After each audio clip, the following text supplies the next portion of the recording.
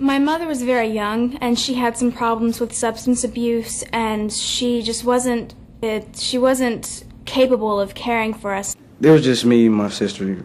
We were basically taking care of ourselves, and that was around age 5. Because my dad was a real heavy drinker. He worked third shift, and my mom, she was a drug addict, you know. I was real scared. I was a little shocked when she left me. I couldn't believe she wasn't there.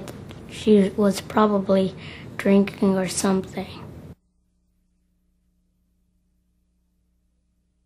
I was placed in the system when I was 3. When I first went into the foster home, I felt scared. I felt lonely. Because mainly I didn't want to be there, or they didn't want me there. We weren't the kids like normal kids, like happy kids.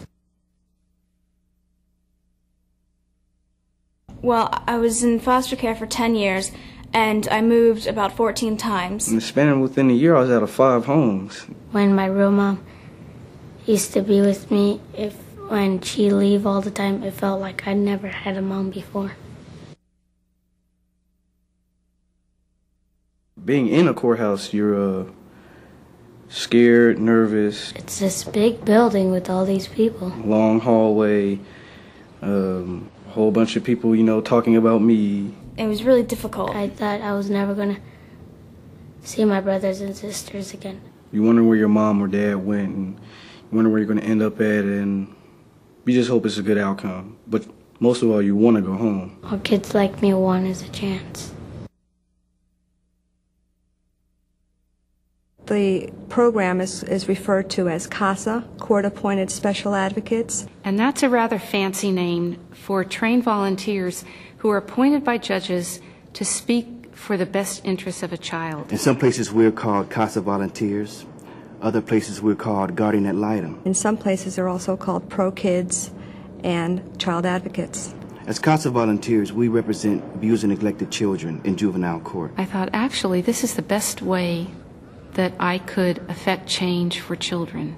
There's a great deal of abuse going on, and there's a great deal of children who are falling through the cracks of the system. The system's not perfect. They all are from abused and neglected homes. To some degree, they have physical abuse, sexual abuse, emotional abuse. We need people, caring people, to take a child under their wing. And they need a secure future like you would want for your own children. So it just made me more convinced than ever about the value of having a CASA on a case for children. As a CASA volunteer, I am a link between where that child is and where that child wants to be. All kids are happy to have somebody, you know, that'll speak up in court on their behalf, you know, tell the people what they feel and what they want to happen. She became a very stable person in my life. Many of the people around me were changing, foster parents and therapists and counselors and things, but she stayed there, and she was the one familiar face that I could always make out. As a CASA, one of your first duties is to know every single person involved in the case. I may talk to the child's doctor, the child's teacher, the child's principal. Caregivers, friends, family members, just to get a handle on the child's living situation. You would make assessments, and you would know if they are in the right educational program, if they should be in special ed, if they are in need of counseling, sometimes if they even need clothes. Probably the best outcome for a CASA volunteer is to see that child finally adopted, or maybe placed securely in a foster home, or maybe even reunited with his natural family. And I can see that they've moved from being so afraid to being a confident child. That makes me feel complete. When I have seen that that child is in a safe and permanent home, and that he's happy in that home. What I really like about living here is having a mom and a dad. If you have a problem, you know that you can go home and talk to your parents about it, and you know that, you know, they'll be there to help you through hard times and give you advice. I have friends and a family who loves me dearly. That's my home. I have my own room and my own bed. My room's pretty groovy.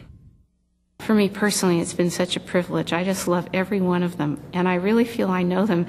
And as I said to somebody, you know, I want to be in your life forever, and I want to dance at your wedding.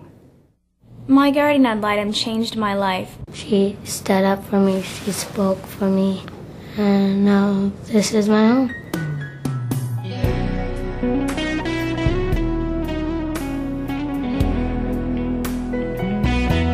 We simply must look out for children.